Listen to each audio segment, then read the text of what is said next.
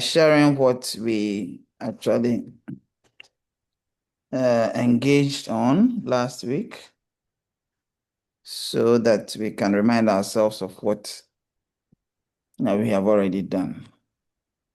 But first of all, let me appreciate you for wishing me a very good, wishing me all the good things that we can take off on my birthday. Thank you so much.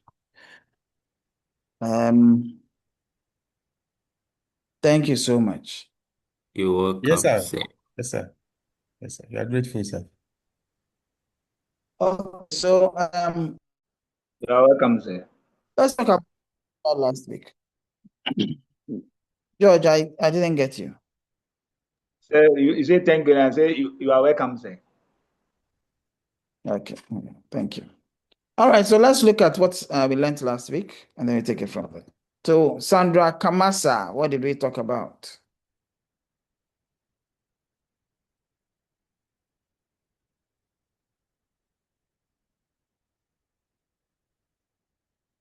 Sandra Kamasa.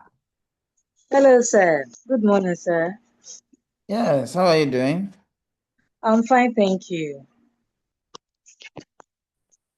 Sir, please, last week we learned about transport management.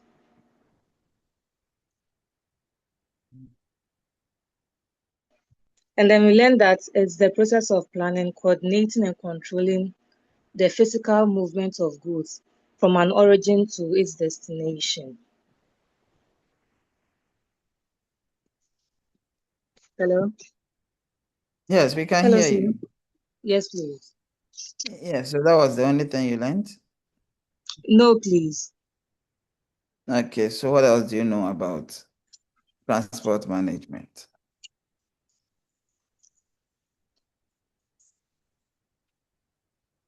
And also,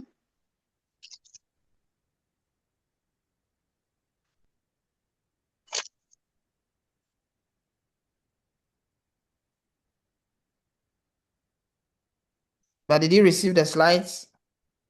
yes, sir. So and also what else?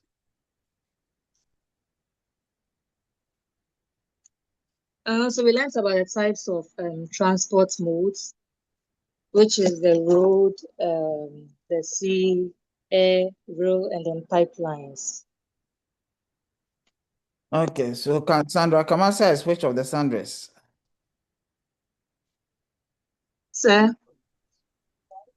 Yes, which of the Sandras?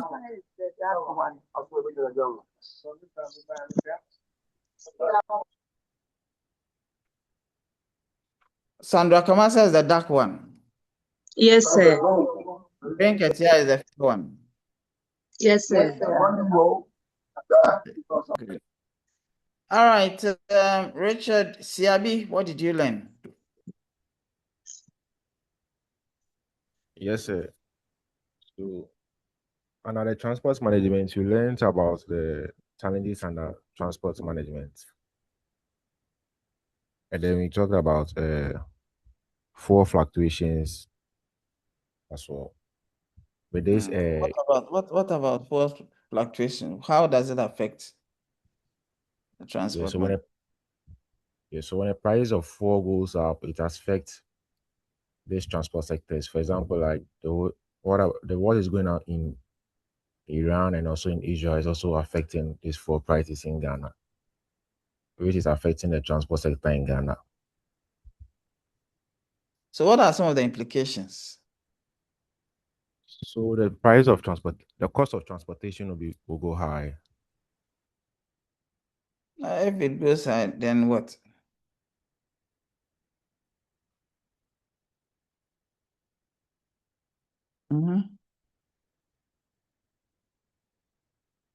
If it goes high, what is it? It doesn't hurt anybody.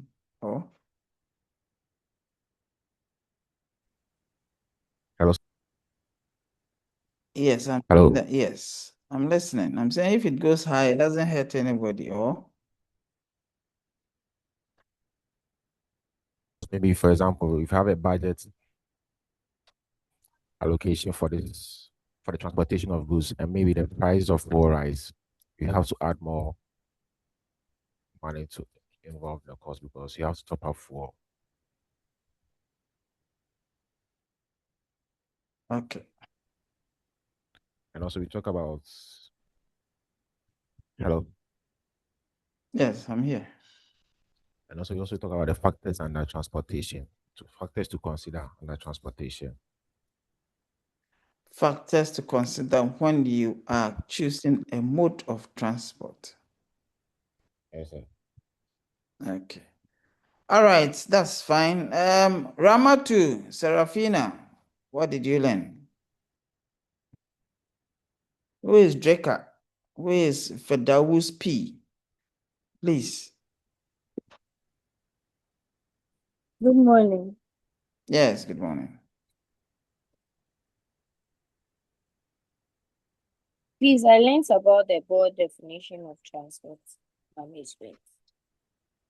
And we said it's the process of planning and optimizing the movement of goods from origin to destination, including selecting of the most efficient transport mode, like managing the carrier relationship and sustainability factors. And also, we also learned about the ways of transport.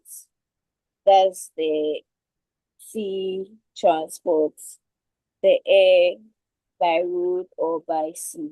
And then we said with the air transport, it includes the uses of passing the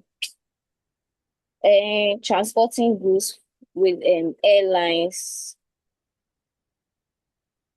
and some advantages are faster movement of transport for long distance. And then also disadvantage, we have the high operational and freight costs. Then common use, we have shipping perishable goods, example like food. Then with the pipeline, we also said involve the transportation of liquid gases and the refined solid through pipeline. Examples we said is cost effect for long-term operation, and then another with disadvantage we said high initial investment cost. Then we also spoke about the common use. That's water supply system. Then we have the Okay. land waste transport too. Okay, that's great. Well done. Thank you. Asan Jonathan. Thank you, Ramatu. Asan Jonathan. You're welcome, sir.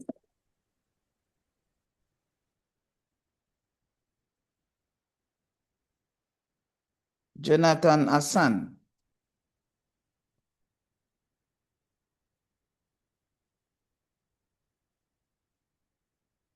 Okay, so Jonathan Asan is not in class, even though he has logged on. I'll remove him very soon if he doesn't respond. Okay, well, I mean, Anyo. Anyo.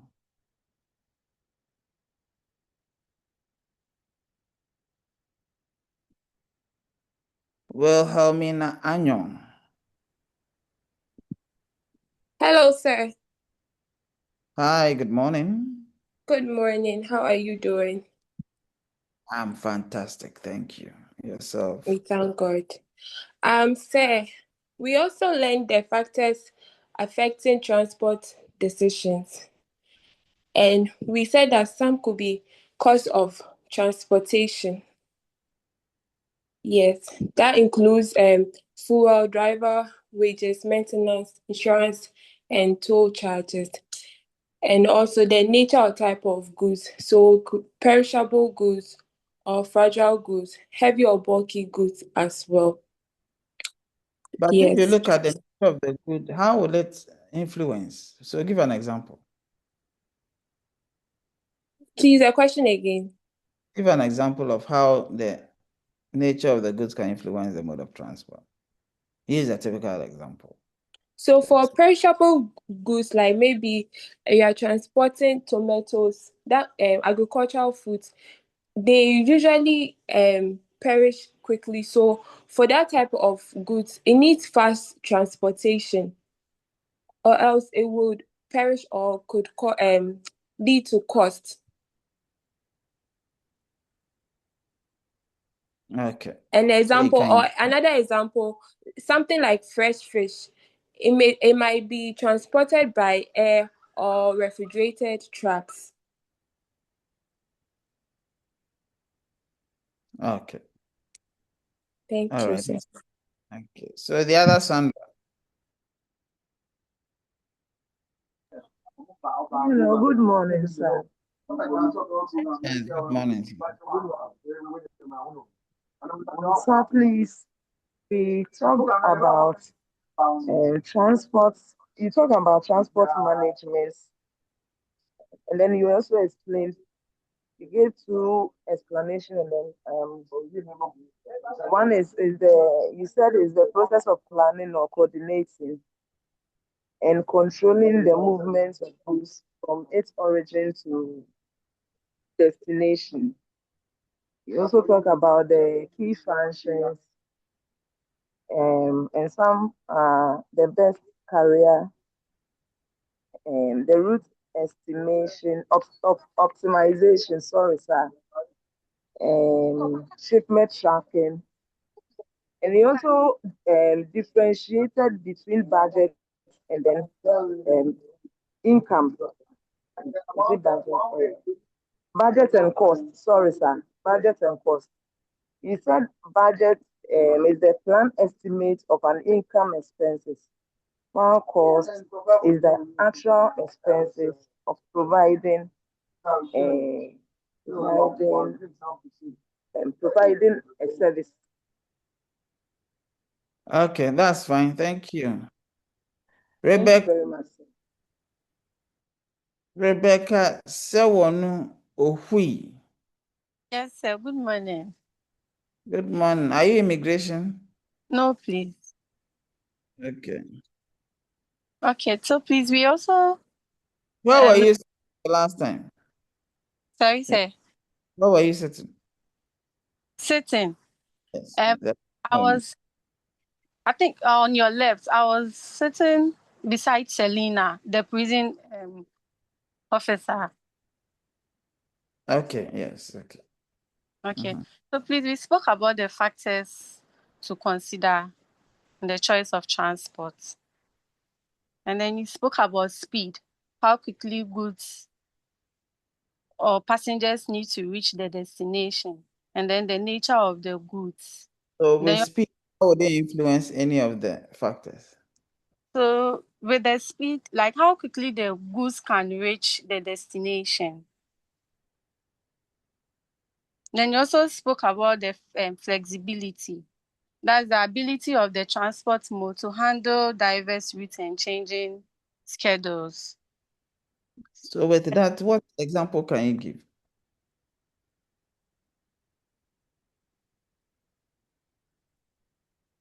Hello? We are all here. We can hear you. With flexibility, you're saying that the ability of the mode to, move in diverse ways, ensure that there's some form of efficiency, flexibility in carrying goods, services, whatever. So I'm saying that what example can you give to explain what you're saying? Who else can help? Gabriel Apple, can you help? Apple Gabriel.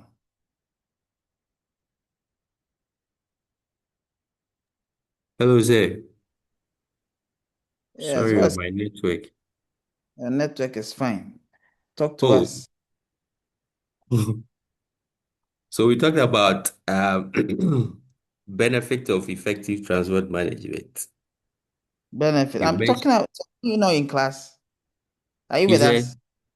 yeah, that's why I said my network was It was breaking. I lost the network for some few seconds.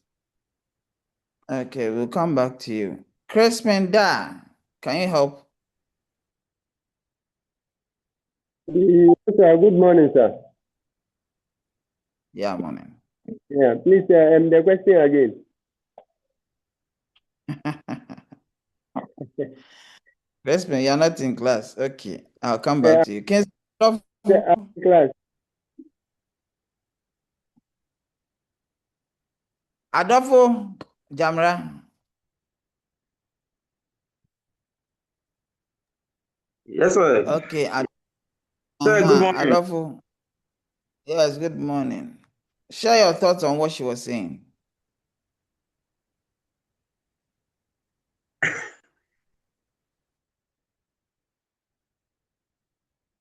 Oh, you Yeah, were not sir. in class. If I listen to her, sir, yeah, I just was talking about the route, the mode, the transportation mode, and I think you asked you answered a question, and that I didn't get the question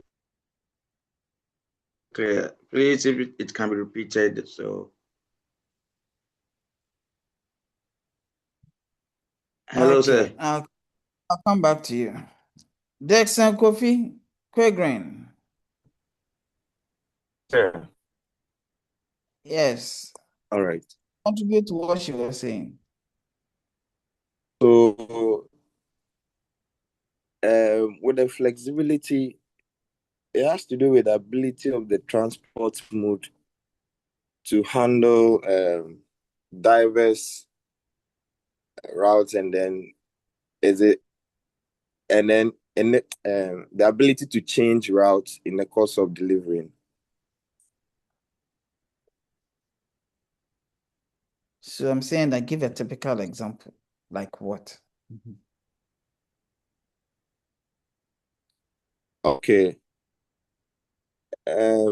Considering this, let's say Skies is delivering from their factory to the freight center, and the probability, the traffic congestion from their side to the freight center is very high.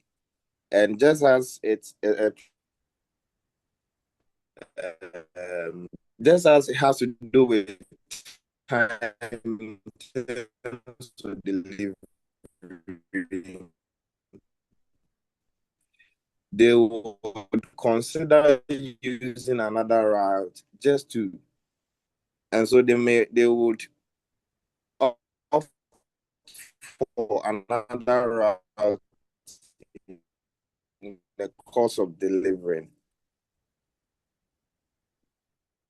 Okay. All right. That's a good try. Yes. Any other person to try on that one?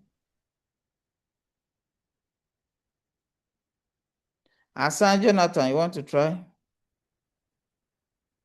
Where have you Yes, been? yes, sir. So I wasn't here. The sound wasn't coming through. My sound Okay. wasn't getting through. Let's Yes, come sir. in. Yes, sir. Rebecca was talking about the factors to consider in choosing the transport mode, and she spoke about the speed and then the flexibility. And to me, and my understanding, when it comes to the speed, first of all, when it comes to logistics, the main aim is about the timely delivery. It's about timely delivery. And now, for instance, carrying certain kind of goods to a certain another place to another destination, like for instance, let's say there is let's say funeral which is supposed to what to, let's say kick off, which belongs to let's say in the case when Atamel dies, there are certain goods which are supposed to be moved from Accra to let's say his hometown.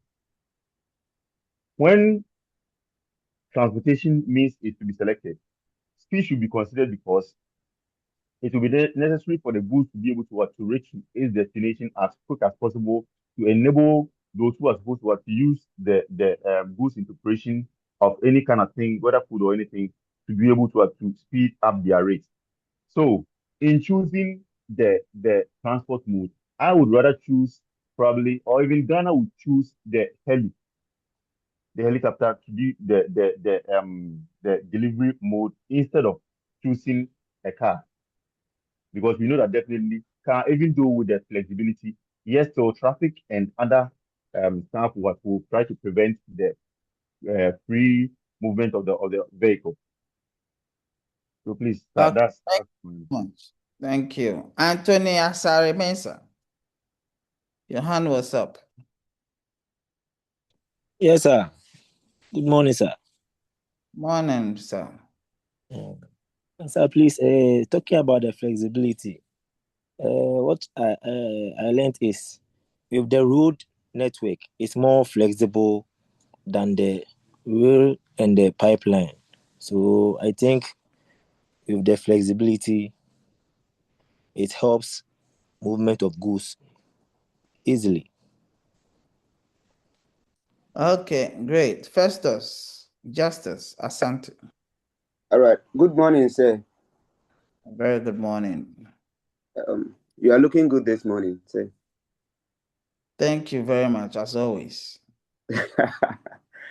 Anyway, please, I want to throw a little light on the flexibility and then the speed my brothers were talking about. My clear example is the drone, the zip line means of transport. Usually, when it comes to logistics, just as my brother said, the speed and flexibility. Just imagine someone is probably will need a blood somewhere in Sefibekwa. And as you know, the blood bank is in Greater Accra. And then there's an urgent need for such a service. Choosing maybe, let's say, by land will not be faster. But with the aid of the drone or the zip line, it will be able to transport the blood in real time, that lives will be saved. So this is my little share or example on the flexibility and then the speed. Thank you, sir. Thank you. That's a very good example. Thank you so much. Frederica. Yes, sir. Good morning. Good morning, Frederica. Please, I'd like to also give an example when it comes to the speed. Speed should be considered when the goods are perishable goods, because they have limited timeline to spend on the road. So it's a very good factor to consider. Okay, great. That's also a good one. Momoni. Thank you, Frederica. Yes, sir. Thank you, sir. Good morning, sir. Morning, sir. Momoni, sir. Yes, sir. Belated happy birthday, sir. Oh, belated. So it means that you were not part of those who wished me. Okay. I did that, but just to re-emphasize on it, sir. All right. Thank you. Yes, sir. Just a quick comment on the speed and flexibility. So with the speed and flexibility of transport haulage, so let's say, for instance, we want to move certain goods from Accra to Kumasi. Yeah. We agreed upon moving shipment through by road. And then along the line, there has been a force majeure. There's flooding. There's some earthquake along the Kumasi-Accra route. So on the alternate, what will be our alternative means of shipping the goods to Kumasi so that the warehouse or the company will not break in production? So the alternative will be by rail or by air. So the speed at which we can realign with another mode of transport will resolve that bottleneck to enhance production and movement of goods and service. Fast forward, just a quick one on a recap of what we did. So with the movement of transport, the planning, coordinating, controlling, and movement of goods from one point of production to the end point of consumer, there are certain challenges or certain key factors we need to consider in selecting the route or movement of goods. One, we'll look at the inventory management. Two, freight consolidation, so that we consolidate freight. If, let's say, I am ordering and then another company is also ordering, we can consolidate the goods together to put it in a one haulage to bring down costs and operational efficiency. However, there are Very certain challenges to that. Data, data inaccuracies, and then transit time, breakdown in transit time. Thank you, sir. Yeah, that's a very good point. However, I don't get the data issues clearly. So why is that a challenge? So the data is on your inventory. So let's say we want to order. You look at your balances, and then what we need to restock in real time. Because when you pack up goods in your warehouse, it's like you are tidying up your capital, which of course can be reassigned to a different production line. Okay. Thank you, sir. Anyway, I'll let you go, but I still don't understand the data bit. Why how discrepancy in the data at that point in time? Because you need the information real time so you can indeed place an order or something. So if you're saying there's discrepancy in data, what is causing that? Is it that the system is failing or it's human error or what? That's where. Yes, sir. Just like inaccuracy in the data. Inaccuracy in data on restock. Yes, sir. Yes, sir. That's what you're saying. Yes, sir. Okay, that's a very good contribution. Very good contribution. Thank you, Mumuni. Yes, And sir. this was, you read it from somewhere, and that is good. Anytime you're given something, you read more and add it to enrich what you know. And that is fantastic. Okay, let's hear from Harrison and Chris, and that will be it. Good morning, sir. Harrison. Good morning. So, sir, my contribution to the topic under discussion, that is the flexibility being a factor in choosing a transport mode. So, an example is, there are these businesses which involve themselves in transporting goods from one country to the other. Example, there is this door-to-door business people.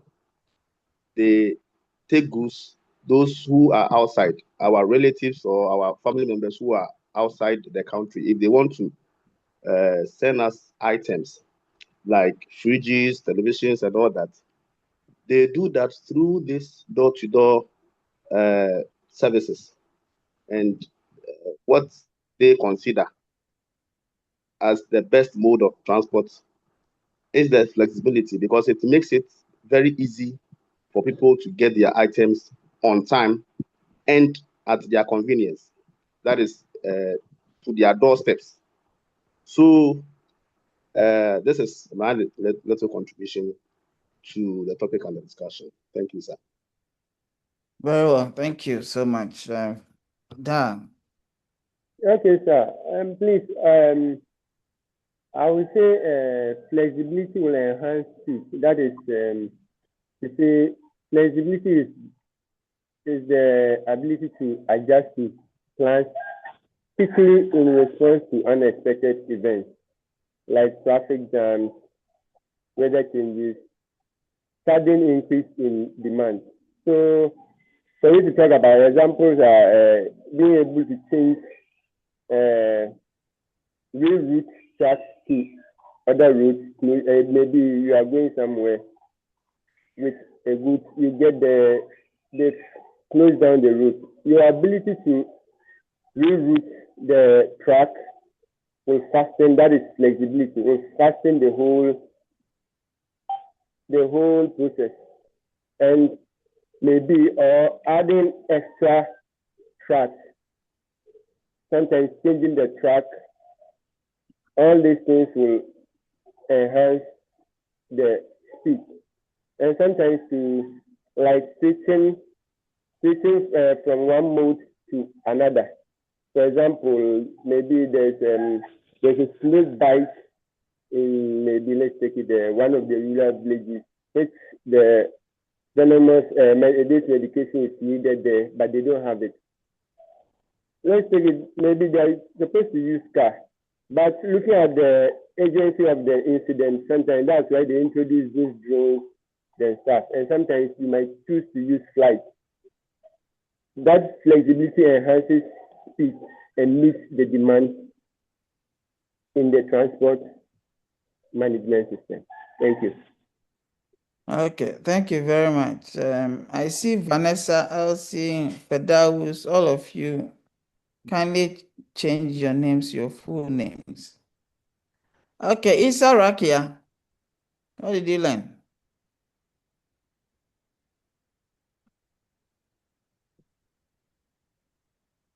Sir.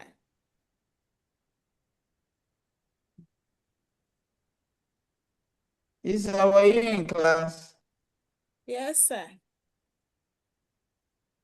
Okay. Sir, please, I learned about transport management and advantages of transport management. Yes, give us the advantages. It saves time. Okay. Proper planning ensures fast delivery of goods and movement of people. Okay, it saves time. Okay, great. Okay, thank you. Now let's look at what's in this. Okay, all right. Now let's look at what we've got for today. Yes, very interesting. We're going to talk about inventory. Okay, somebody mentioned about inventory, right? So we're going to discuss that and then seeing how best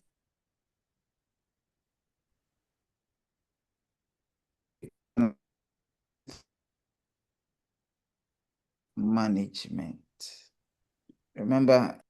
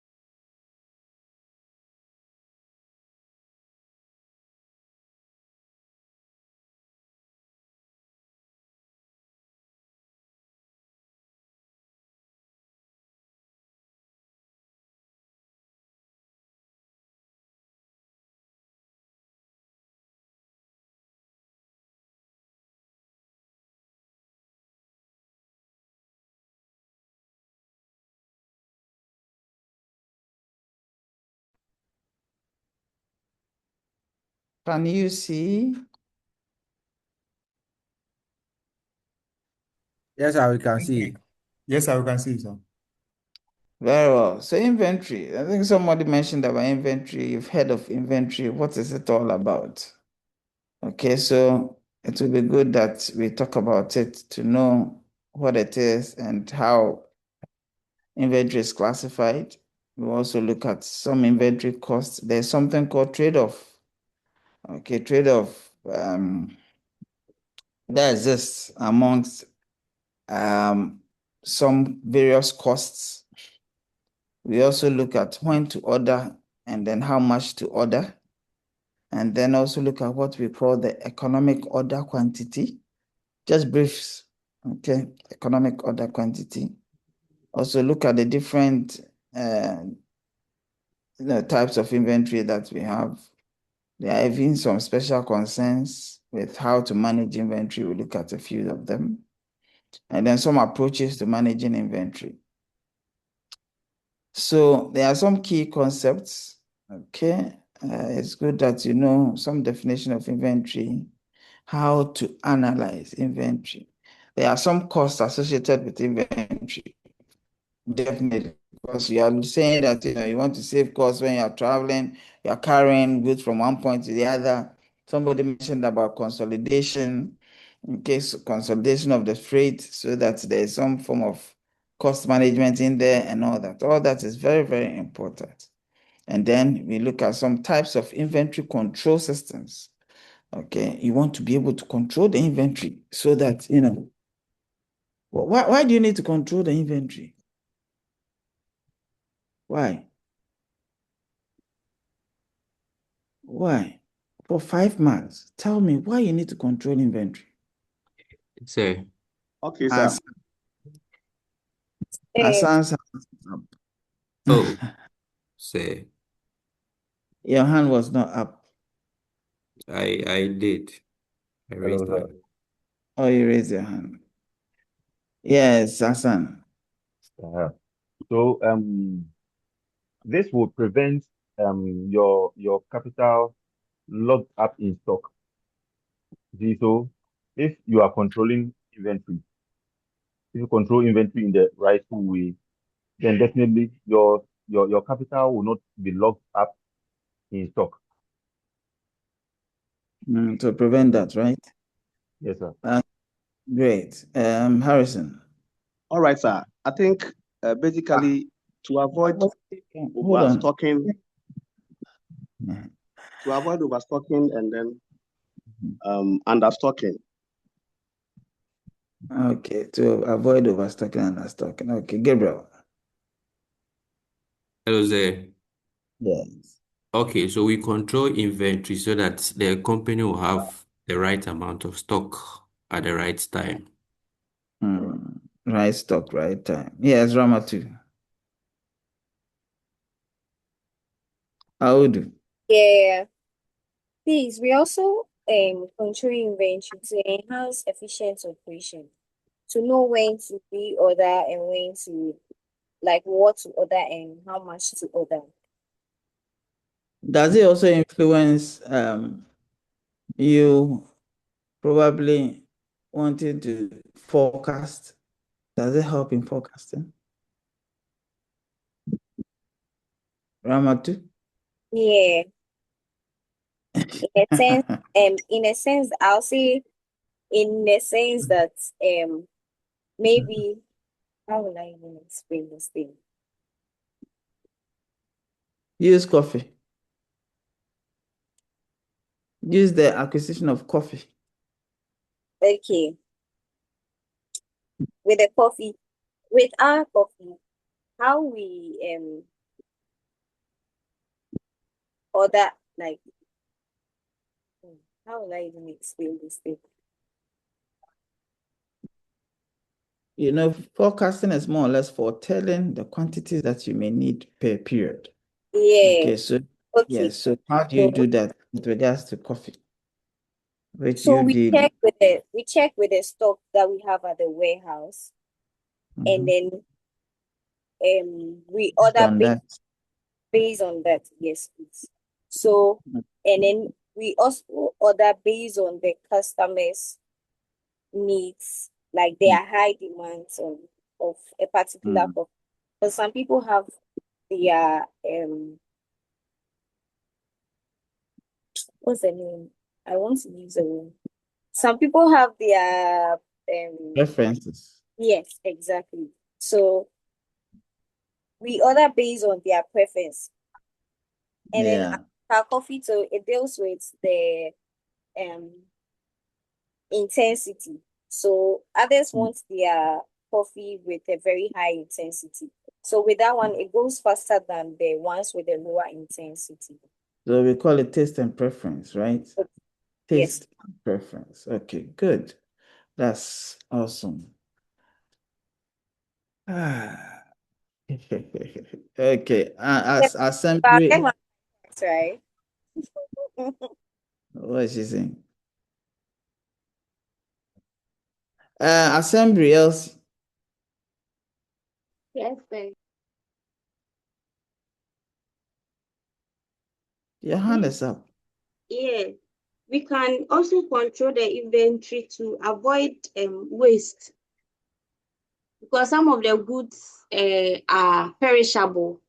So if you don't get them based on the need or the request in the market, and then you get it over, it's going to get spoiled and to be a wastage. Okay. All right. Let's hear from Joseph Afu.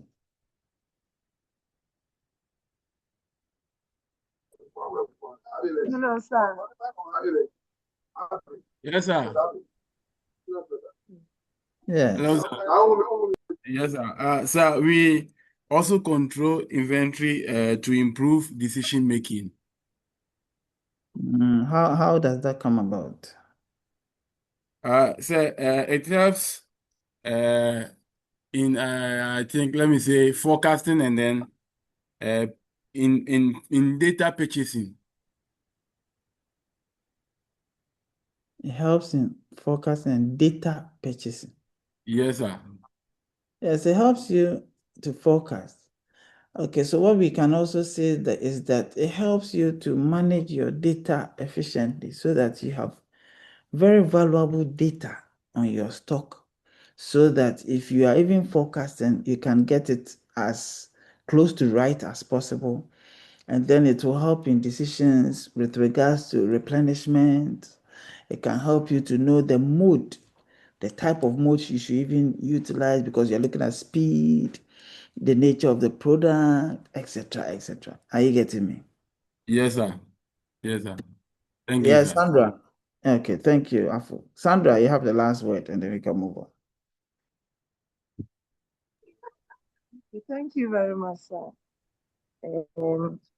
Inventory needs to be controlled to prevent overstocking.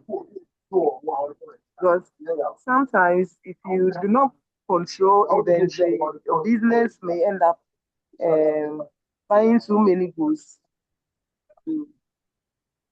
Yes, buying too many goods, which will increase storage costs, please. Okay, that's a good one as well. Thank you so much, Sandra. All right, let's move on. Gabriel, do you have a question? Oh, what is it? I was adding one more. So it helps to check, to detect thefts and loss and also errors. That is regular inventory checks. If you do your inventory checks regularly, you'll be able to identify thefts and loss and even errors. All right, thank you. All right.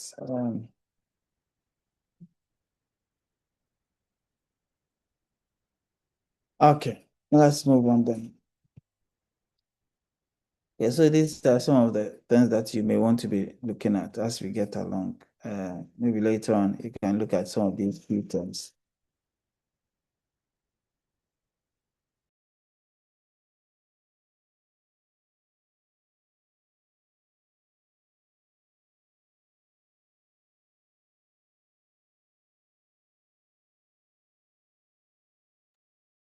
Okay. So inventory, we are saying that inventory refers to stocks of goods and materials that are maintained for many purposes. And most commonly amongst them is for normal demand patterns. So normal demand patterns means that last week or every week you replenish your stock by maybe 20 boxes. And so normally you still go for 20 boxes for every week. Okay, so that's normal demand patterns because probably that's the quantities that your clients have always been procuring. So you're looking at materials that are maintained for many purposes. Okay, and these goods and materials could include what various goods. Can talk about plumbing products, electrical products, tiles, what else, cars, what have you. Okay, so all that is inventory. Spare parts. We can also talk about what food items, etc., etc. Okay, but you see, you acquire some of this inventory to be able to meet the needs of whether it's internal customers or external customers. That should be it. So internal customers, you're talking about your colleagues within the office. Okay, so for example, if various units, functional units within the office need A4 sheets, of course, then that A4 sheet becomes inventory for all these units and all that. Because you want to satisfy their need. Okay. And if indeed each unit basically picks just about, let's say, 5 boxes, then it means that every period you may want to be looking at picking 5 boxes so that you can satisfy their normal demand. Okay, so there are a few questions here. For which items must new orders be planned? Which means that at some point, the quantities that were initially requested would have dwindled, maybe through production usage, etc., etc. And so for which new orders would be required, the quantities that may be required, when they should arrive, how much the quantities should be, whether shipped or produced or whatever. That is indeed what inventory management seeks to look at. And probably the best way of also controlling the movement, okay? All right, and especially if there are even any IT systems in place to ensure that there's some form of efficiency in its management, etc. Then how to ensure a reduction in human error. That's also a very important point as far as managing inventory is concerned. So let's look at a few things with regards to the role of inventory. Inventory is basically to balance supply and demand. Okay, so there are differences in supply, there are differences in demand requirements. Even in supply demand requirements, there could be difference. And so the role of inventory is to be able to balance that so that when there's demand, it is available. And it is also supplied at the right time so that when it is demanded, it can be achieved or it can be obtained. Okay? It also ensures that there are buffers against uncertainties. Sometimes you may want to have some safety stock, what we call the buffer. Okay, so here you're talking about variation in supply and demand are managed with indeed some of these buffers. Okay? Because of course, it cannot be the same at all times within the year. And you should know which probably months that demand is high or demand is low. Yeah, and those things so that you can indeed utilize the buffer to show up any gaps. Okay? Economies of scale. Now you're talking about price discounts or reduced shipping costs because there are some quantities which would indeed attract free transport, for example, some discounts, etc., etc. So sometimes you are indeed more or less coerced to procure in large quantities because of discounts. And discount can come in so many forms. Can be given free transport. Okay, can also be given some percentage points. You can also attract some percentage reduction, etc., etc. There's also some geographic specialization. Okay, and so here you realize that supply and demand locations may vary, and therefore inventory is supposed to ensure that there's this adequate balancing. Okay, sometimes when you're closer to factory, you can get the goods at a particular price. And when you are far off, you can also attract some different price. And inventory seeks to do some balancing as far as the geographical location and all that is concerned. So the reason why you want to hold inventory is to be able to achieve economies of scale, is to be able to attract some discount in purchasing, manufacturing, transportation, etc. You want to be able to balance supply and demand, especially in seasons. So, for example, during the Eid al-Fitr, you realize that prices of some goods probably could have gone lower, or you realize that there's high demand for certain products, okay, like goats and cows and whatever that occasion actually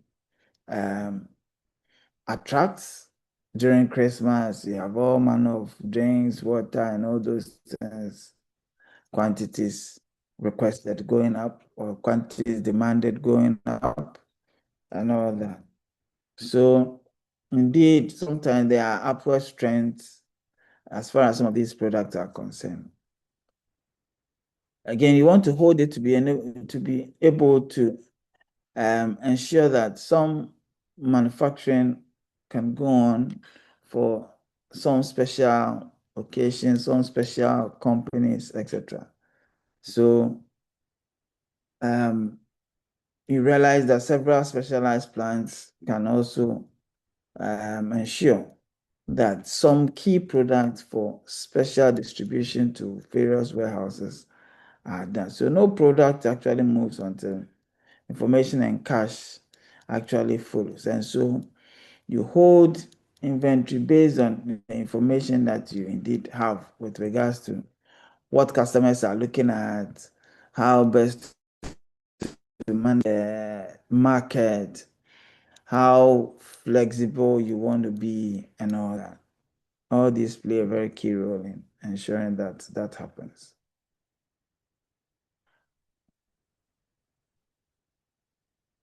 Okay.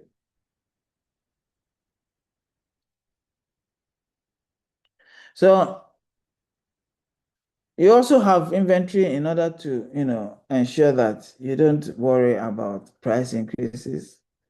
Okay, any disasters on the way, you are unperturbed. Sometimes there are strikes and all because you have inventory. You're not perturbed. Okay, so when there are strikes, when there are some holdups, production issues, plants, maintenance and all, you'll be fine. So indeed, inventory also acts as a buffer between these critical interfaces, between the supplier and the manufacturer, between the manufacturer and distribution and customer. So at every point in time, you require inventory to be extended to another party within the supply chain. And so inventory plays a very key role in ensuring that all this happens. Indeed, inventory drives other logistics activities. So how does inventory drive transport management, for example? How does inventory drive transport management, for example? Quick, who can tell us that? Quick. No hand is up.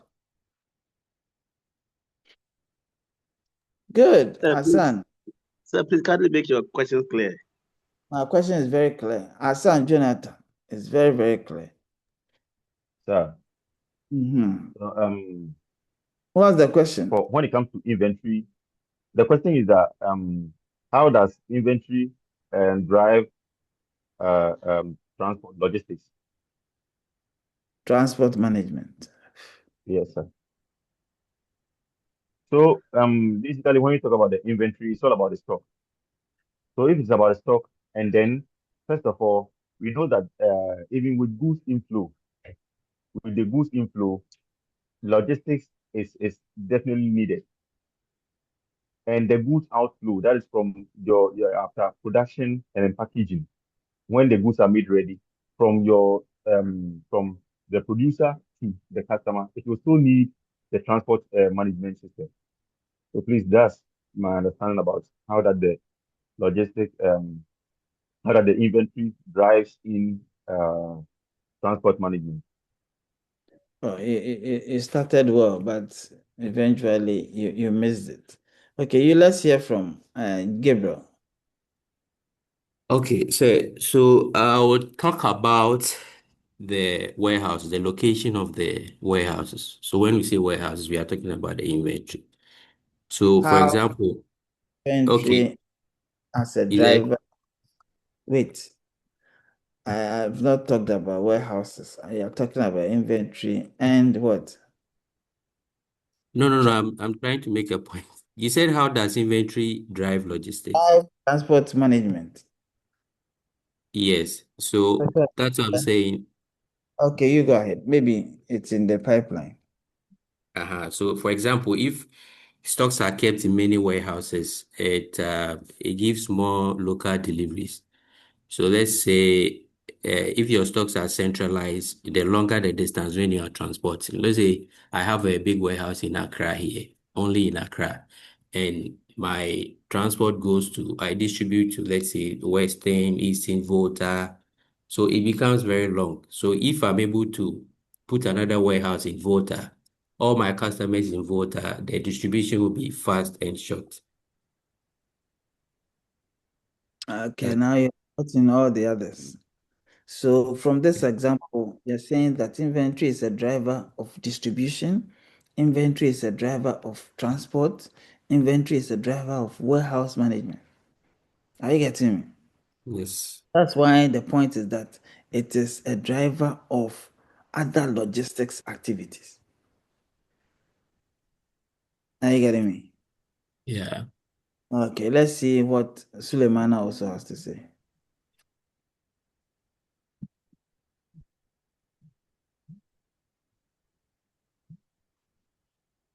Suleimana is not talking. Yes, sir. Yes, sir. Sir, please, I'm here, sir. Sir, please, you have two Sulemanes. Daus, Yes, sir. Alas. Sir, please, it's me. Sir, please, I said we have two Sulemanes. He said Sulemanes. Daus, your hand Yes, is up. sir. Yes, sir. Yes, sir. Sir, please, it helps by recording timings, control, and transport schedules. In a sense that when you have good inventory control, it prevents emergency deliveries and other stuff. Okay, so you're saying that as a driver, it prevents wastage, especially when it comes to transport management, because sometimes you may want to do impromptus because of poor scheduling. Yes, sir. Transport management, because sometimes you have to move at a time when there's a lot of traffic because of poor scheduling. And sometimes to the inventory, the product itself, the characteristics of the product influences what mode that you may use. And so that is what there's a connection between these two factors. That's how come inventory can be a driver of transport management, isn't it? Yes, sir. I'm here, sir. I was listening. Okay. So that is understood, right, Fedaus? Yes, sir. Okay, that is great. That's a good one. All right, so let's hear from Dexkin Quick Green. All right, sir. Thank you. I also think it reduces reverse logistics in the sense that if inventory has records of products meant for delivery, drivers or people who are in charge of delivering wouldn't rush to pick items not necessarily meant for a particular customer demanding that particular product. And so when there's lapse in inventory, companies or people try to do what they have. Probably may not suit the customer's preferences, but because the order comes in a rush and then inventory do not have those things properly stocked in their warehouse, they tend to just pick any other thing that they think is suitable for that particular order. And so when these items are delivered, customers may tend to reject because it does not suit what they actually requested for. And that will lead to reverse logistics.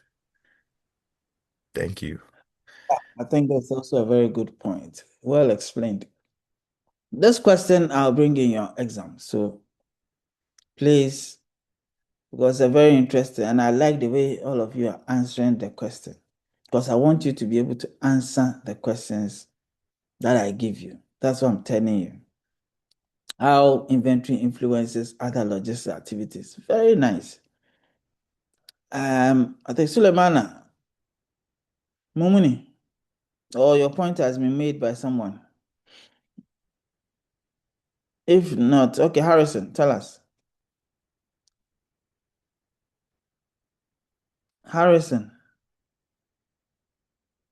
Hello, sir. Yeah, so we are saying that inventory management plays a very critical role in other logistical operations because they are the main focus. Inventory management is the main focus of logistical operations because one, it normally determines the how to transport or when to transport goods. Because when we are to transport goods. So how is different and when is different? Yes. So they are when point their own. So don't mix them. Are you getting my point? Yes, sir. You're making a beautiful point, but you are combining the two. But I'm saying that there are two distinct points, which when raised, you can explain one very well and then the other also very well. Okay, so choose one and then talk about it.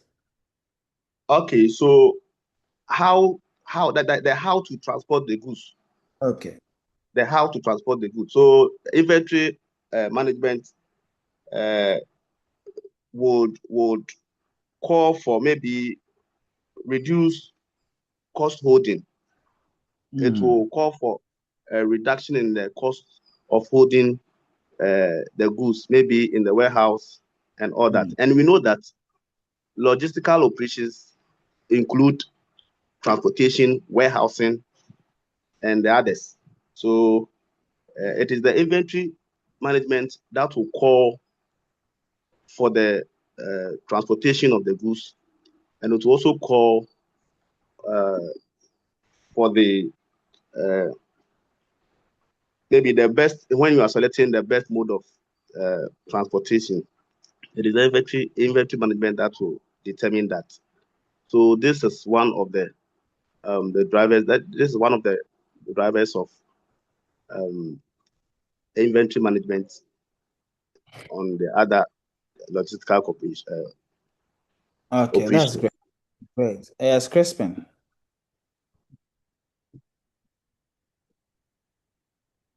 Crispin. Okay, so let's move on. So objectives. Hello, sir. Hello, sir. Crispin, sir. Okay, be snappy, please.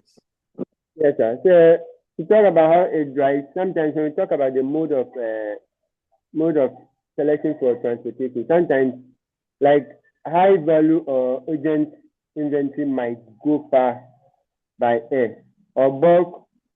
When we have inventory is bulk, it affects the transport management or the transport, because sometimes it might, when the thing is bulk, it might go slow.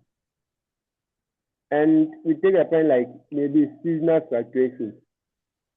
Inventory buildup before its peak season affects transportation planning. That means when it is built up, seasonal, when it is seasonal something, the planning might be that frequent Right. delivery. To influence the planning because it's a seasonal product and things like that. That's all. Yeah.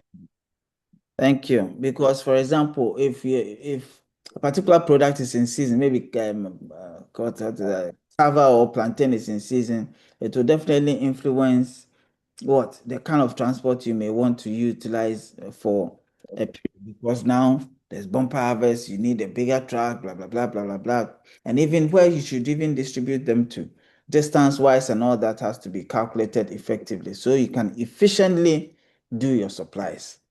Very well. Thank you so much. And sometimes to combining shipments for multiple inventory items, you also optimize transport costs. Okay, thank you so much, Mr. Da. All right, so there are some kind of costs, okay, associated with inventory. So we have what we call the carrying cost, you have ordering cost, and then you have stock out cost. Carrying cost, okay, carrying cost, ordering cost, stock out cost. All these eventually becomes part of the total logistics cost. Okay, total logistics cost, because inventory cost indeed forms about a third of the entire total logistics cost. So you realize that carrying, ordering, stock out, all these are very, very important costs that you should indeed be considering when you're having to compute your selling price. Okay, so there are some classifications of inventory. We have what we call the cycle or base stock. Here you're looking at inventory that is needed to satisfy normal demand. Okay, so if it is 20 cartons per week or 20 cartons per month that you normally want to pick to satisfy your customers, then that is indeed what is called the cycle or the base stock. When you talk about the safety or buffer stock, as we saw before, you want to use that to guard against, uncertainties, okay, in demand.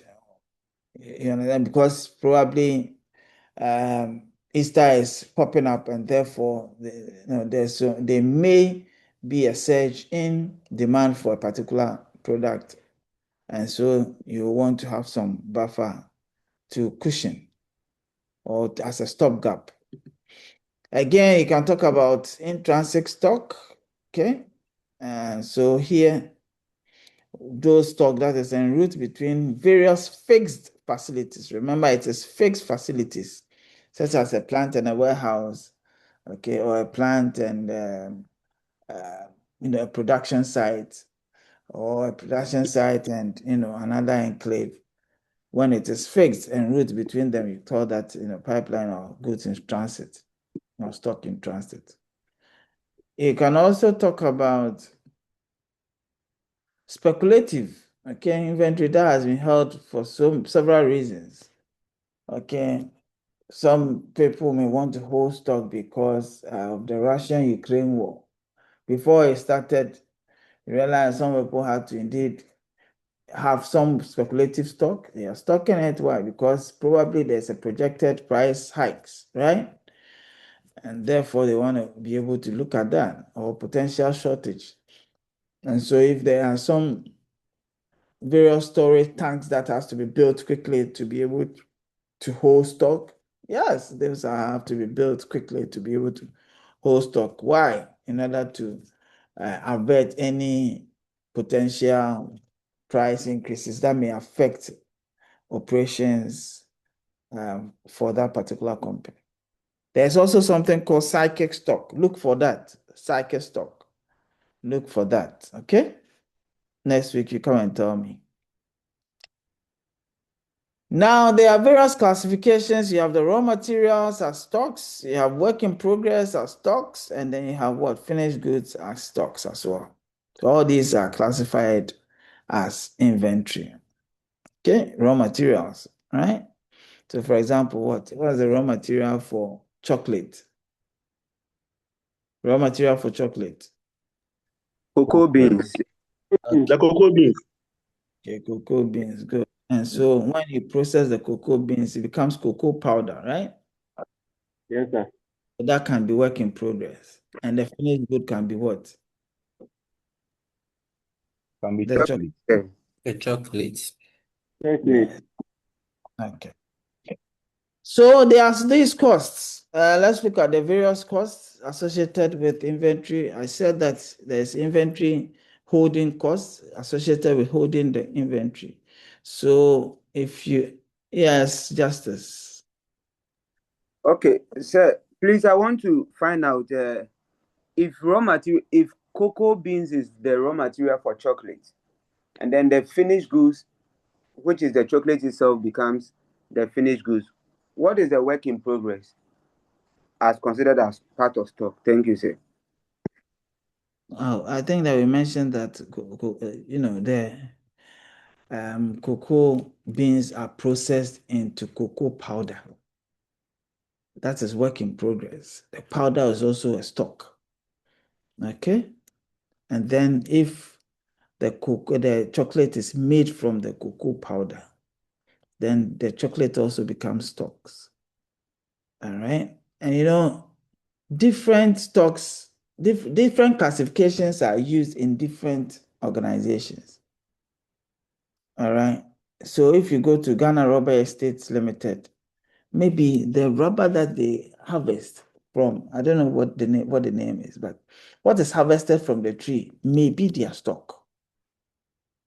Now, when they send that particular thing to another company, that will process it into a barrel, a plastic barrel, or plastic slippers.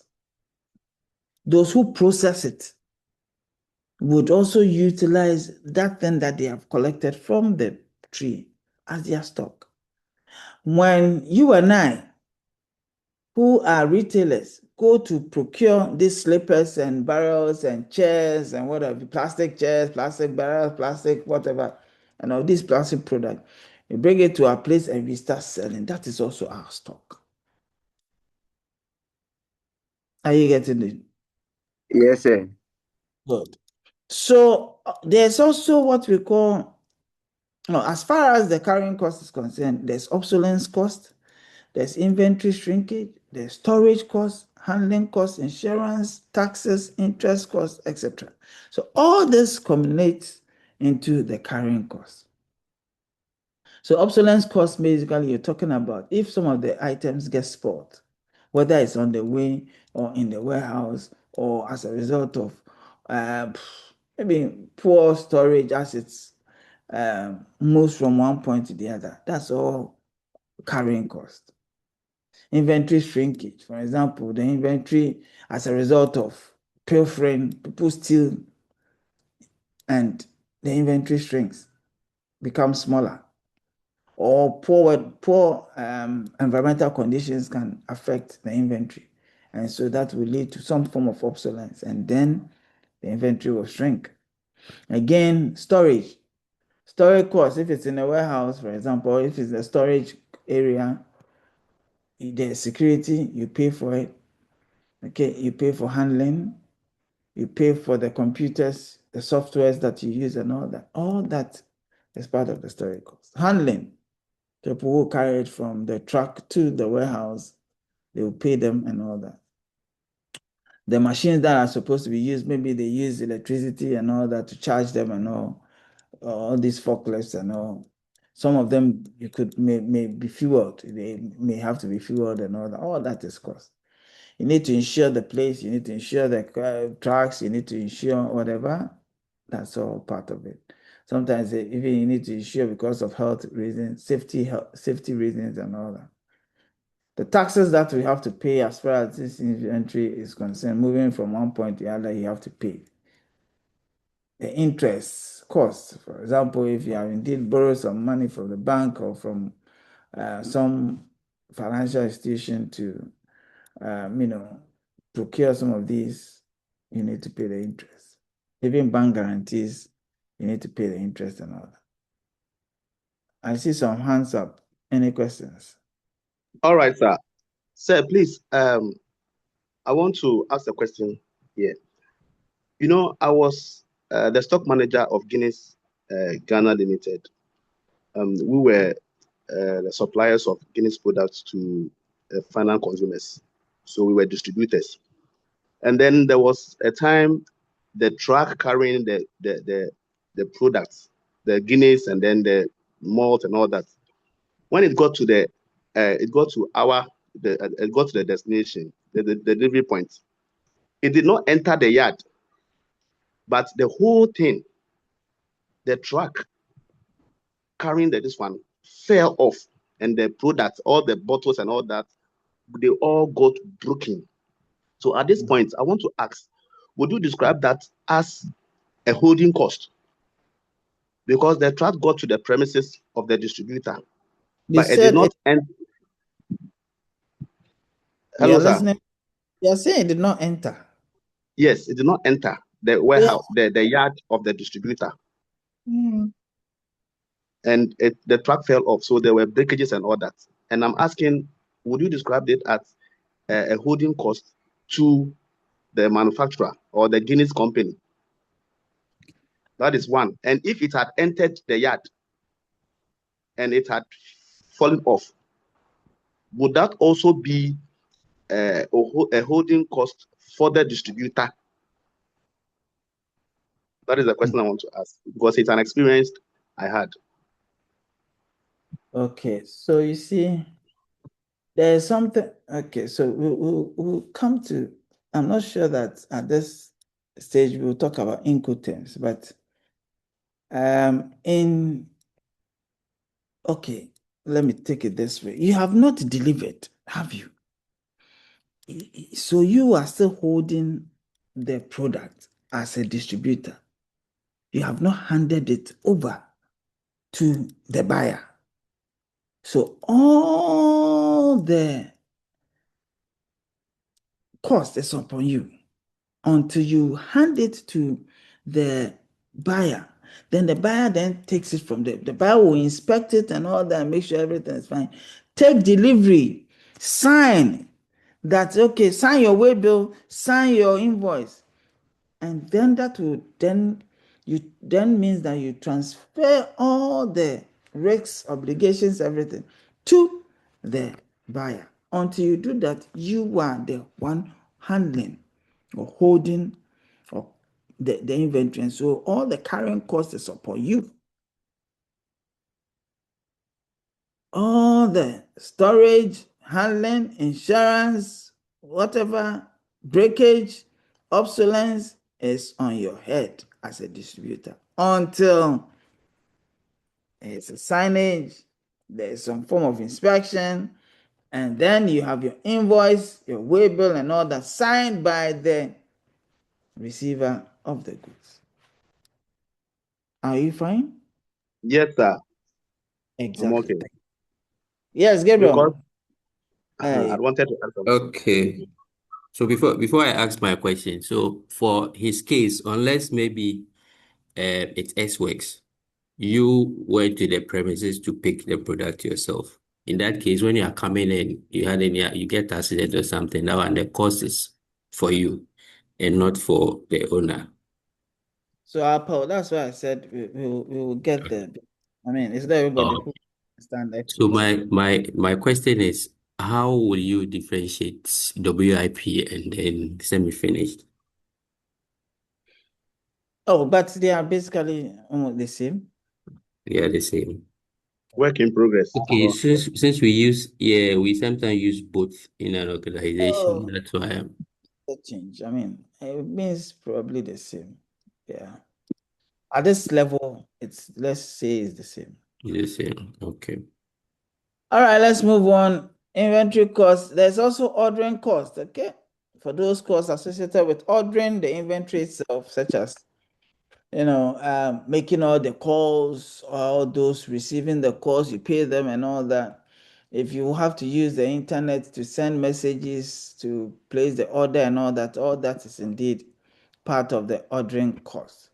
Sometimes those who may want to check the system, make sure that there's stock. Some may have to go physically to the warehouse to check. All that is cost. Okay, so sometimes the order has to be received. You have to, check some credit issues, especially credit check whether the customer can still attract some of the goods. So we want to indeed attract some discounts and all that, all those verifications, preparation of invoices, receival of payments, entering them into the system, all that is cost. And so that has to also be factored into that. Now, let's look at the stock out costs. You do not have stock, and that is cost. Because if I am your customer and I come to you, I place an order, and you do not have, then I'll have to switch to another supplier, and that is cost to you.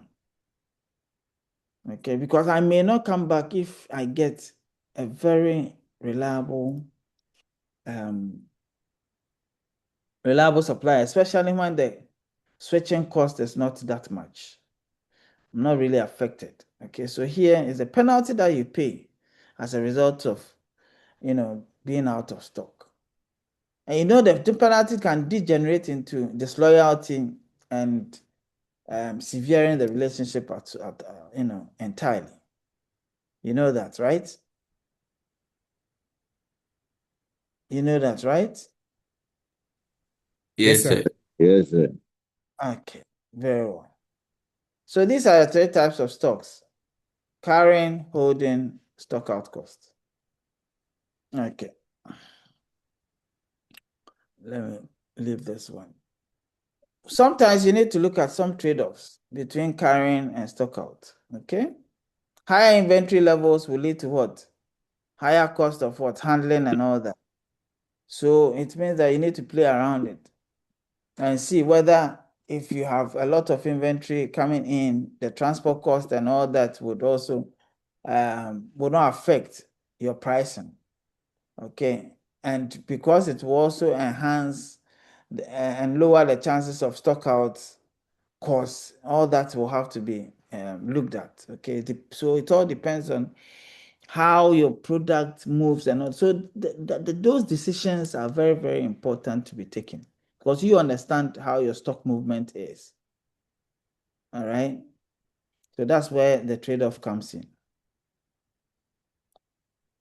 When to order. So you look at what we call the fixed order quantity system and then the fixed order interval system. These two, you have to look at it, as well as the reorder point. Okay, so at what point do you reorder? And are you using the fixed order interval system or the fixed order quantity system? Look at this. They are very simple terms. Okay, fixed order quantity and fixed order interval.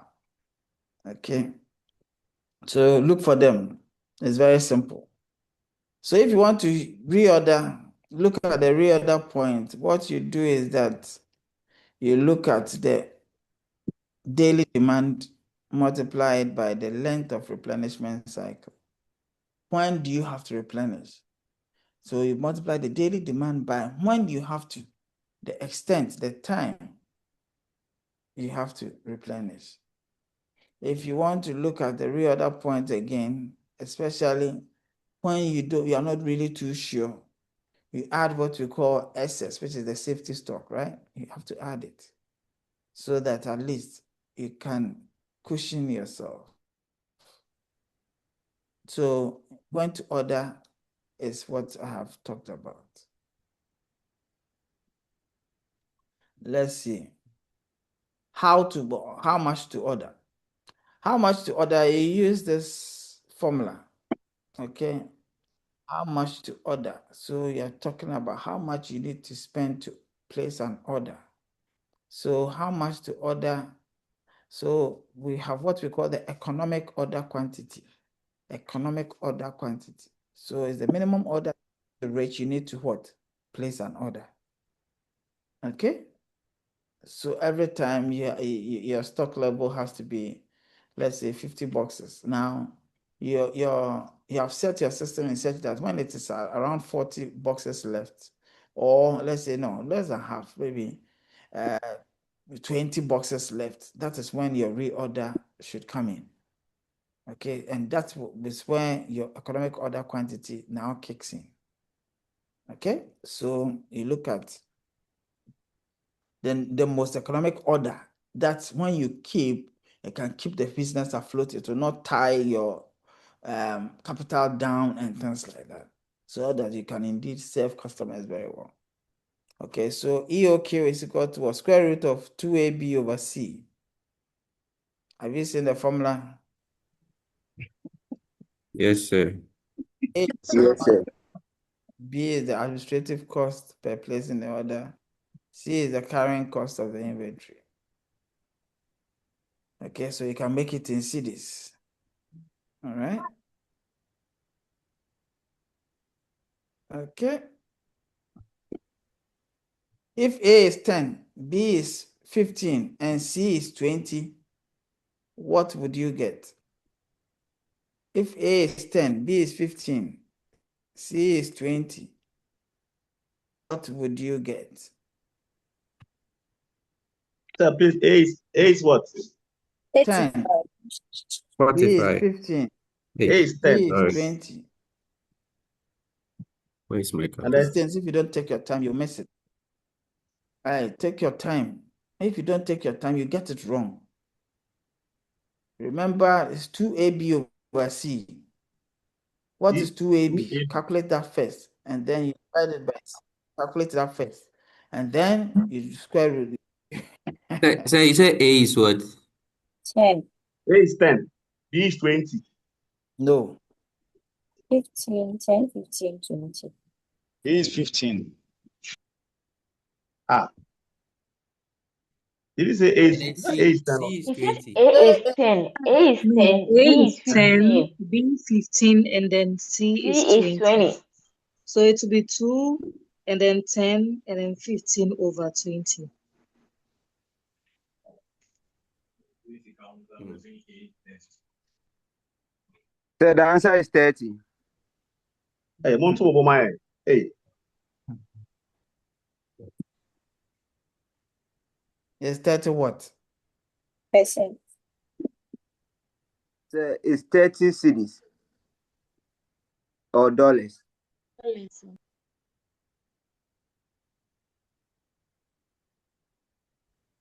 Sandra Kamasa, what did you get?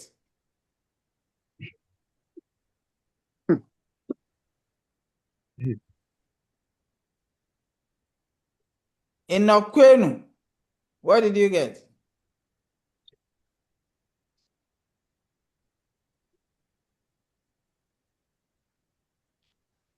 Sorry, 30. 30. Viella Kingsley. Well, sir, this morning I informed the class rep I had an emergency, so I'm driving to the north. So I told him I'm following keenly through my cab route bit. I think the participation will be a little bit. Yes, sir. Thank you, sir.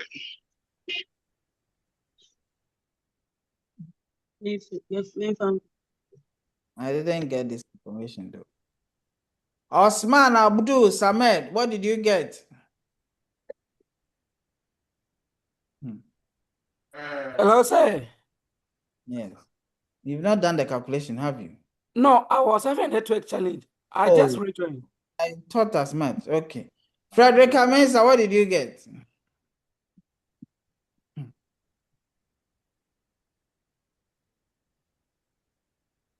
Okay. Now let's move on. So you didn't ask me. Oh.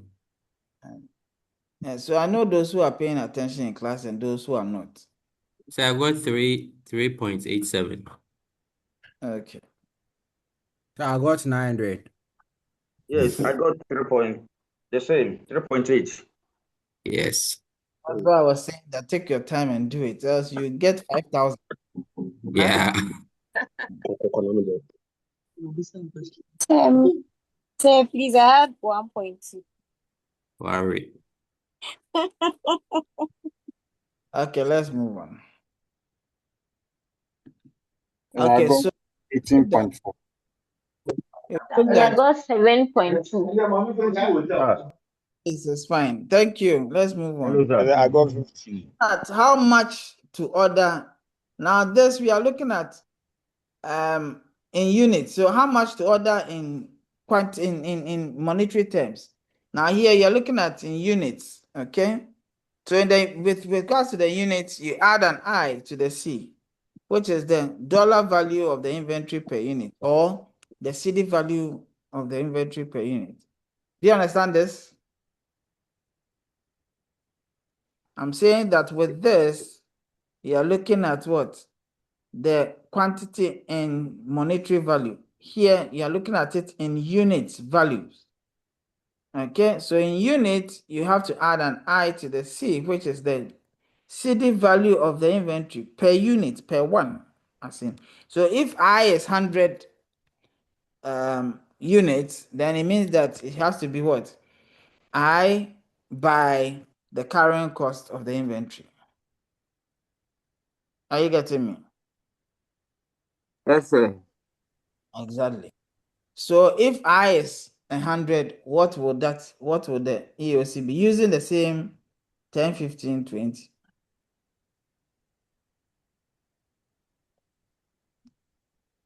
So you calculate that later.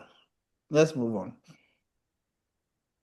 So safety stock indeed can prevent two problem areas: increased rate of demand, longer than normal replenishment. Okay, so when fixed order quantity systems like EOQ is used, time between orders may vary. So again, you also have to look at the reorder point. When it is reached, fixed order quantity can also be utilized. So what this is trying to say is that the inventory flows has to be monitored, okay, so that we prevent losses and incur unnecessary costs. Okay, so there are some special issues that has to be considered, like the ABC analysis of inventory. ABC analysis of inventory. This one basically looks at categorizing the inventory into A, B, and C. So it recognizes that inventories are not equal in value. Okay, and as such, they cannot be managed the same way. So for example, if you have 3 products, what comes to mind? Okay, you have Ceres, and then you have Bell Cola, and then you have Bell Pack, for example. Now you realize that Ceres, one is almost 100 cedis.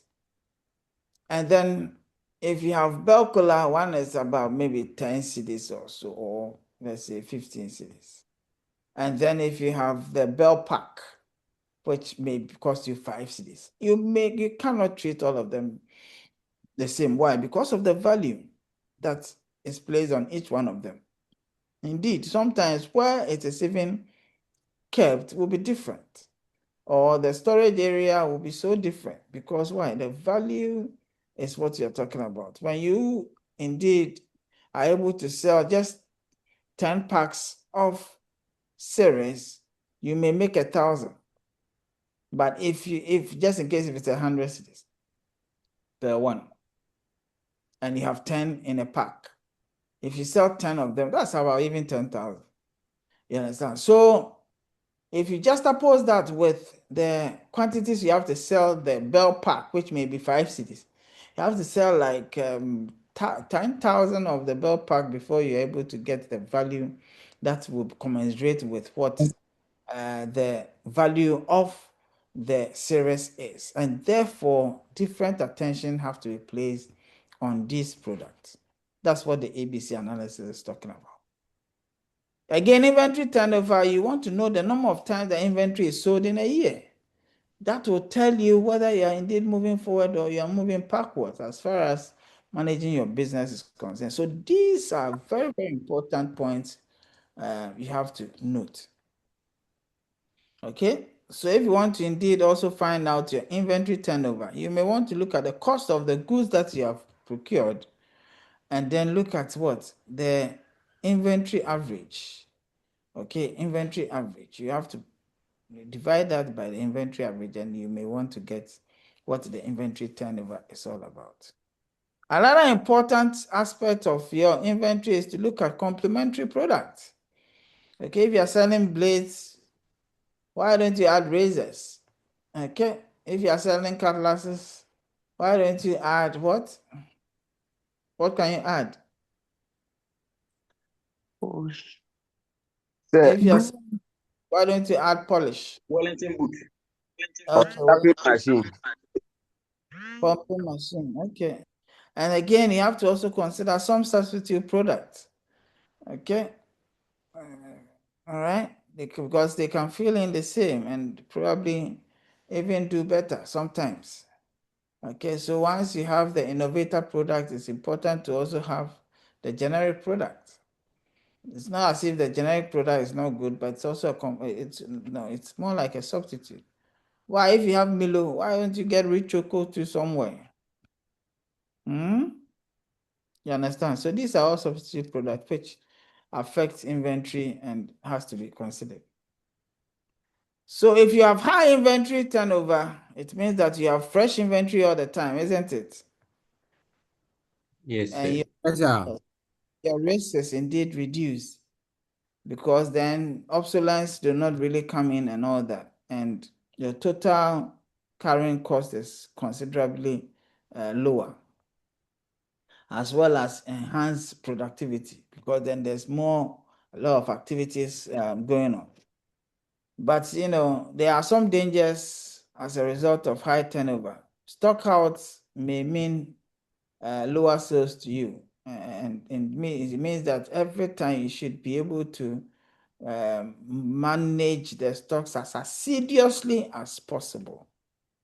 Okay, there can be some missing quantities which you may not really, if you're not careful, you may not see because of the intensity of the movement and all that. And you have to also watch because sometimes there can be some increase in ordering costs. If you're not careful, it can indeed eat into the profitability of the business. There's something called just-in-time approach. There's also something called vendor-managed inventory. These things, these two, just look at it, read around it. Okay, it will be good that you read around it. They are all approaches to managing inventory. Vendor managed inventory and just-in-time approach. Okay. So we have talked about the various costs, carrying costs, ordering costs, and then the stock out costs. Okay, and how these can affect the organization. Okay, so carrying costs, taxes, obsolescence, spoilage, material handling, and all those things. Ordering costs, placing the order and all that is there. Stock out costs, you said that if you're unable to fulfill the mandates, and then you lose sales and there can be schedule disruptions, etc., etc. All right, so as far as this just in time is concerned, you go to Toyota, sometimes you just find a couple of cars there. Okay, it is not as if they have some big warehouse where they have all the cars they have stocked in there. What they do is what we call just in time. So find out what just in time is all about. Vendor managed inventory, sometimes, in order to ensure efficiency, as far as managing your inventory is concerned, you may want a third party to look at that for you. So immediately so for example, if you go to Accra Mall, there may be somebody in there who will be listening to or who will be sitting on a system which is monitoring the movement of the goods. So once there's a scan, there's a reduction in the quantity. So per day, the person sees, okay, if it's ideal milk, they know that, okay, so today ideal milk is 20 packs that has been bought. Yesterday it was 15 packs and all that. So at the end of the month, it is calculated. And then when the time is up, it wouldn't even take the company to replenish. When it gets to the EOQ, it is the company that would then replenish without any seamless. Okay, so that's vendor managed inventory. It's the vendor that is managing your inventory on your behalf. Okay. Any questions?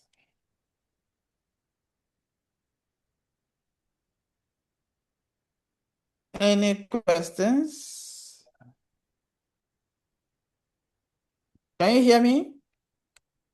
Yes, sir. Yes, sir. Yes, sir. We can hear you. Yes, any questions? Okay, so we have looked at all these types of costs. I've looked at some contemporary approaches.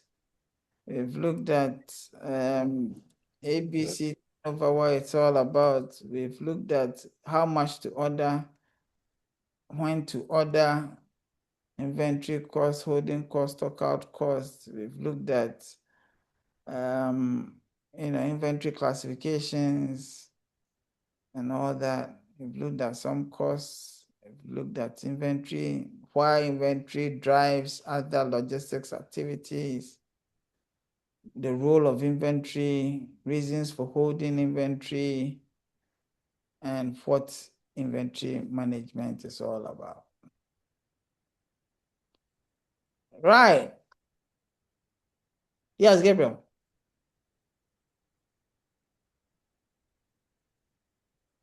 Yes, Gabriel. Okay, if Gabriel is not ready, Hassan. Hey, so okay. Hello, sir. Yes. Hi. Please, yesterday, we're glancing through certain of the slides, and we got to this non-stock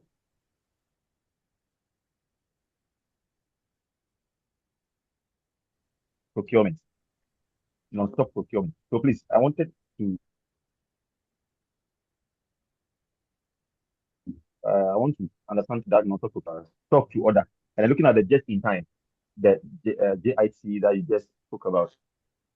Hello. Mentioned that look for it, look at it. Okay. So The non-stock procurement.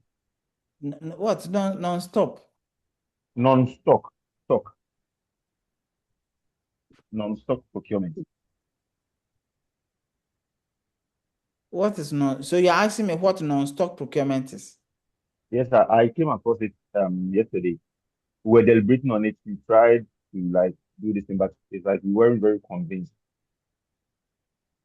about what No, it was. non-stock procurement. Okay, so what you do is that give me the context, or you can just take a shot, send it to me. Let me look at all that Yes, you're sir. talking. Okay. Yes, sir. Yes, sir. Yes, Gabriel. Yes, sir. I want to say, I want to add up to what he said. I don't know if he's talking about stock that you don't keep, like you only order when you only buy when you get the order. So when someone orders, you buy and then you give it, send it to the person straight. You don't keep that in stock. I don't know if that is what he's talking about. And my question is about the dangers in the high turnover. You said it increased ordering cost. I'm a bit confused. It's like if you have high inventory turnover, it means you are selling, the business is doing well. So you are buying and selling. So I don't know why it increases your ordering cost. So the dangers there is that it can potentially increase your, yes, it can increase your ordering cost if you're not careful. Yes. So that's why it requires prudent management. Sometimes Okay. you may indeed get away. You may feel that, okay, so because you have a lot more orders coming in, it presupposes that commensuration has to be worked on before you realize that, okay, you're not making losses. as far as that cost is concerned. Because sometimes you even when your trucks or something are not ready, you may want to engage another truck and other companies we can supply. And it could be quite high. And you may think that, okay, no, we still need the stock and therefore let them bring it and all that. Once you start incurring those costs, eventually, if you're not careful, it may eat into your profit, and that can affect your sales. Okay, thank you. Yeah. Okay, on that note, I wish you the very okay, Harrison. Yes, sir. I just want to add to what Gabriel just said. An example is Belacqua mineral water. You know, a lot of customers need Belacqua, but you can see it is always in short. There are always queues at the vending point. So it I think it establishes that fact that a high sales or high inventory turnover could increase your holding costs. So that is a typical example. If you're not careful, it is just that probably, we've not gotten another product that will match it. But if another product matches it, boot for boot, you see what will happen. They will set up. There will be a change because then loyalty will switch. I'm telling you. It happened to Gossip. It can happen to anybody. All right. So on that note, I wish you the very best of the day and have a wonderful time. Unfortunately, our time is up. Thank you. Thank you, sir. Say, please. Thank you, sir. Hello, sir. Thank you, sir. Have a good day. Have a wonderful one for Hello, that. sir. Yes. Well, any topic to read about for next week? Okay, next week is holiday. Is next week a So, holiday? yes, it's Easter break. So we are not having, there's no class for next week. So read on storage, okay? Read on storage or warehouse management, yeah? Yes, sir. So you haven't given us assignment too.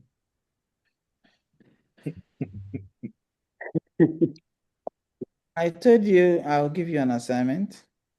No, like I'm saying, since we started, you haven't given it. So if you can give an assignment for next week. Because we are not meeting. Yes. Gabriel. Gabriel, why are you calling for assignment? What is your problem? That is Hey. important. So you don't know it is important. Have you written a Yes, I will message? know. No, Do you know sir. when class ending? When is our class ending? Jonas Mumuni, tell me. Jonas Mumuni. Yes, sir. When is our class ending? Sir, for today, 09. When is your semester ending? When is the class for the semester ending? Tell me. I bet you don't know. It's in May. Don't ask you, Evans. I'm asking Jonas Mumuni. Sorry, sir. And then Jonas Mumuni, we'll when end the is lectures a week before, sir. What is a week before? When is a week before?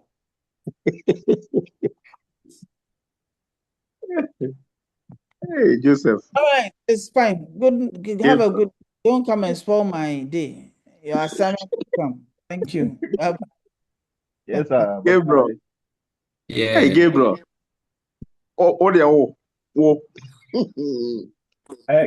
now, No, Gabriel, Gabriel, or a serious student. Or a serious but it student. is important. No, but It Charlie, is at the end very of important. you It is very see, important. I just say be pile up. Ubon say after next week, Ubon so be hard in a semester, a mid semester assignment be brave. Na Oh, Gabriel, yes. we can pressure that so. Yes, submit accounting. Yes, submit a business mass. Yes, I have French. Harrison. But my point is, we are not meeting next week. Oh, next week we are not meeting. Yeah. But I'm saying, sir, Gabi, your point now is very important. At the end of the day, sometimes you need to give a reminder to the lecturers give as an assignment to send us a fetch marks and I'm a boy. Move on. You share Assignment next no. week no crampo no. You bet me the Saturday na ye. Nanka ya submit it. Now Yeah. Gabriel, I don't know accounting no on be LMS no. Oh baby, muso ni ma mo kwe na before Patron.